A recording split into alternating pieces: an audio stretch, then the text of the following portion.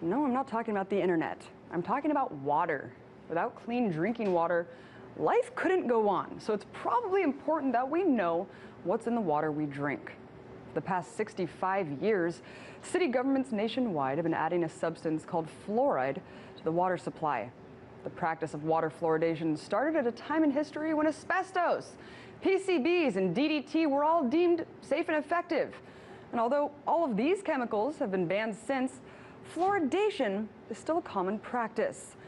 However, it's uniquely American. The U.S. has more people drinking fluoridated water than the rest of the world combined. In fact, most industrialized nations do not fluoridate their water, including Japan and 97% of Europe. So what exactly is it that we're ingesting? Well, it's not the same fluoride that's in your toothpaste. What's being added to municipal water supplies is a fluorine compound called hydrofluorosilicic acid, and it's a byproduct from the phosphate fertilizer industry. Yes, you heard me right. Let me break this down for you. Gaseous fluoride is produced during fertilizer production.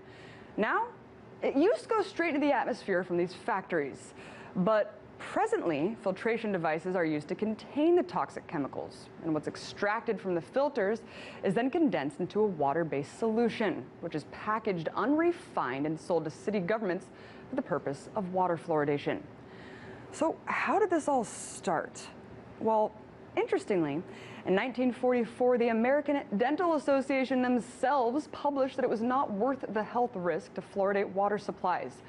Too bad no one heeded their warning, because the very next year, Grand Rapids, Michigan became the first community to fluoridate.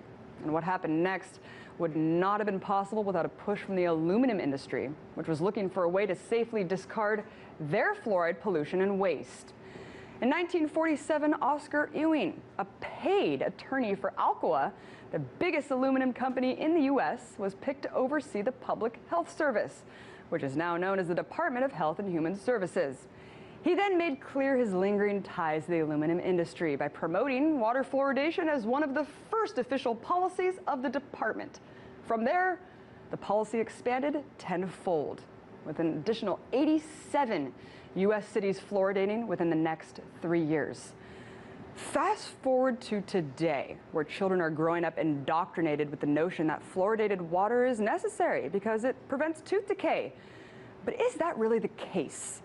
In 1987, the National Institute of Dental Research examined 39,000 school children from 84 different fluoridated and non-fluoridated communities. And while the study did find that in fluoridated areas tooth decay declined, the most interesting part is that there was a declining trend in tooth decay in non-fluoridated areas too, perhaps because of overall better hygiene. Okay, but not only is there no causal link, there's also serious health risks for fluoride overexposure. For one, an excess of fluoride causes fluorosis, which is the eating away of the enamel on your teeth. This is indicative of what it's doing to your body on a larger scale. You see, it doesn't just eat away at the tooth enamel. Only 50% of the fluoride we consume is excreted. The rest is absorbed throughout our bodies, our pineal glands, and our bones. In fact, an alarming study by the U.S. Public Health Service, which was later confirmed by Harvard Medical School, found that a deadly type of bone cancer called osteosarcoma was significantly higher in fluoridated communities than in non-fluoridated communities. However, the most distressing findings come from 18 studies done worldwide, showing a substantial lowering of IQ in overly fluoridated areas. And there are many more adverse effects than just those. Not to mention that the FDA admits that fluoride is a drug, not a nutrient. Multiple ethical codes are being violated here by forcing us to ingest this drug. Look, let's call it like it is. Water fluoridation has nothing to do with said benefits. Think about it. We're already getting our fair share of this substance through the dentist and the toothpaste we use every day.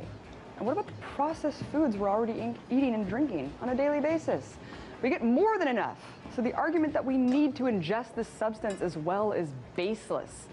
Look, guys, no matter what you think about fluoride, the real issue here is having a choice. No chemical, no matter what its alleged benefits are, should be forced upon the public without their consent. But let's not forget, as long as corporations are involved, our best interest isn't really the priority. So maybe we should be looking at water fluoridation as a money-making scam. It's a tale that's all too familiar. Governments and industry colluding to save money instead of saving lives.